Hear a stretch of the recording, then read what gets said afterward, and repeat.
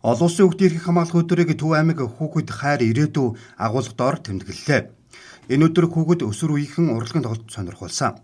Хүүхдийн оролцоонд суурилсан танин мэдхүүн боловсрол олгох, Монгол ёс заншил, уламжлалт болон орчин үеийн тоглоом наадгааг түгээн дэлгэрүүлэхэд чиглэсэн олон талт үйл ажиллагааг зохион байгууллаа. Мөн спортын тэмцээн уралдаан бүжиг дууны тэмцээн өрнөж хүүхэд багчуудад чиглэсэн өртөөжлсөн үйл ажиллагааг зохион байгуулсан юм.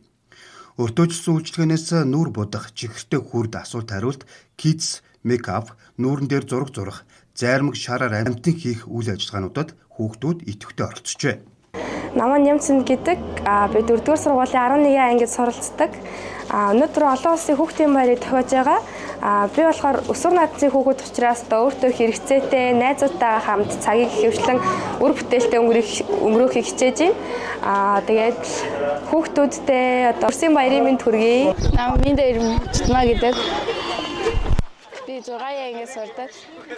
Өнөөдөр бол нэг юм хийгээгүй юм мэдээл юм. Тэгээ хүүхдүүдэд хандаж хэлэхэд сайхан баярлалаа. Нэг Бадрал гэдэг би өнөөдөр хүүхдийн баяраараа тэмдэглэл явж байна. Хүүхдүүдэд гадаа гараад талбай ороод сайхан баярлаарай.